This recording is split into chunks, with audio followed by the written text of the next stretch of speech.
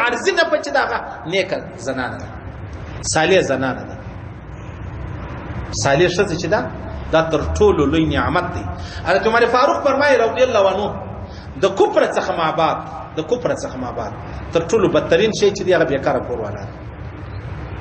او د اسلام خو نو ډیر انتیک شی د اسلام څخه ما بعد تر ټولو بهترین شی دی هغه نیکه ښځه ده نیکه زنانه ده بے حیا زنانه چې سړی نصیب شي بے شرم بے حیا بے پلار داسې سړی نصیب شي ډېر غټ داستان دی. څونه ازمای ملګری د ګلستان سره غلی د بریچا پیسې باندې نو دی بار وتی ولې ورځ وراله ما نه کور ولای پر زوره ولا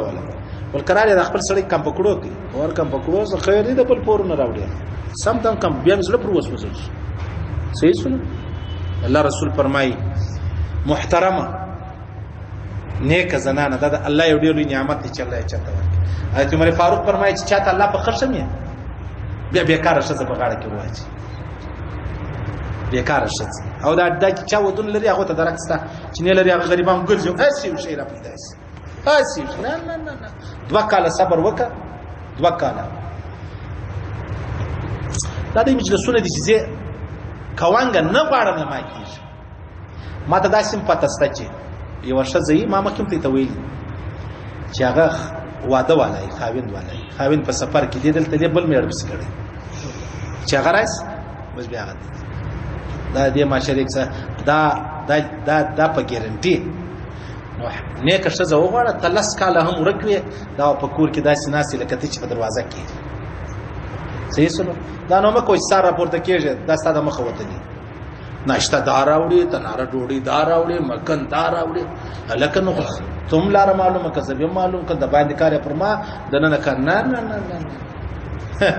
زموږ هغه چې کله د کباړي کې دا ټیم ورسي بیخي ډېر نه اتوار هم دی ورځه ده چنیا دا اوس مجلس دا کوي خوشحالي دی اوس درته چې غلام وای شو غلام صحیح سو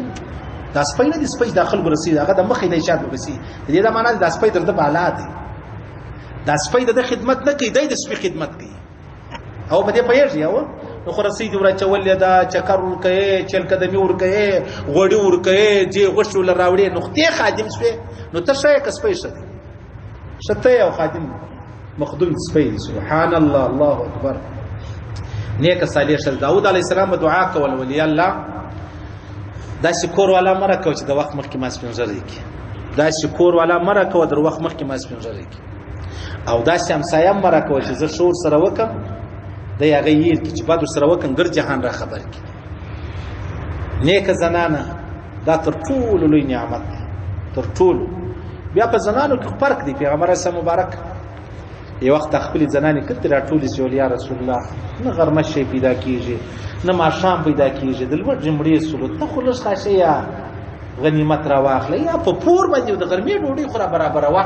یندا د خاوند د خپل کور ولا خره شکایت نه دی شکایت نه لکه کور ولا څړته وای چې سره ته خراجې کښنان د فرق یو شی راوړه خودونه شی نه یم پیغمبر اسلام ټول زنانه بیبيګان را ټول کې چې را ټول کې بیا ورته ویل چې زه خدا غریب بس لرم یا نه کوم درلود باندې سپموم یا هم نه کله ما سره گزاره کوي پر دواړو سترګو بس په دغه غریبي کې په جنت کې زما ملګری یاست کنه اجازه ده بیا اجازه در کوم که څوک طلاق وړي هغه طلاق کوم مدارج نبوه والا فرمایي مولانا عبدالحق مودس دلوي صاحب رحمه الله هغه ورشه زرا ولا ارساغ ولیا انور ټول ولیا رسول الله بس ته گزاره کوي مجم پروا نه بی عائشہ صدیقہ فرمایي وای ما او نبی علی السلام په کور کې نیوي ورځ ما په یاد پر په کور کې ور نه دی بل کړی یا گئی پر کړی یا ټماټر او پیاز پر کړی یا ارشي دا وخت دی نیوي ورځ سلويشت ورځ ما او نبی علی السلام په خونه کې سره یو ځای وو په دا سلويشت ورځ ما او نبی علی السلام په تور ته الک سره ناست دونه تیر نو چې دا دی وته مې صحیح سره وس اندازه ولا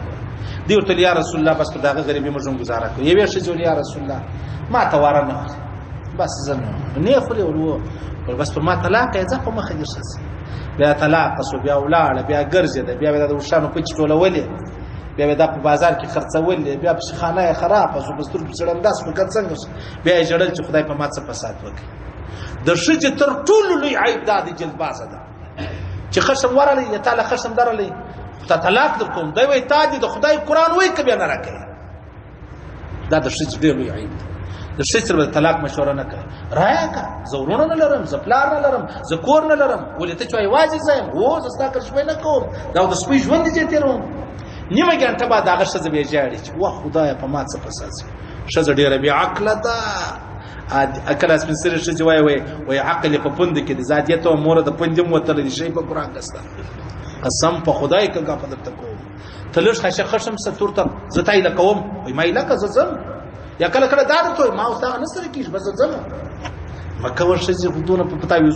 تعویضو دې مېړه پیدا کړی، په پیرانو ګرځې ته خدایه چې قلم مې خلاص شي. دا نه د الله رسول فرمایي الدنیا متاع و خیر متاعها المرأة الصالحة. رواه مسلم. دنیا ټوله عارضي د نفي ځای دی، لیکن بهترین نفع چې په دې کې دا عارضي هغه ښځه ده. او ښځه بیا سړی کوي. څونه ډېر خلک د واده مخکې لیونی کېدی پالتو ټول. دا چې واده یې وکړي ښځه ما سړی که داسې مه کوه. سم دم استاد دی، مرشد دی، او هر شی چې بولي بس. او چې کله پر سړي باندې دا بله بېوقوفه پېښه شوله. که غواړئ ځان د مهمو اسلامي معلوماتو څخه خبر کړئ، د الحاج مولوي نورالدین اغا په نوم فیسبوک پاڼه خوښه او له نورو سره یې شریکه کړئ.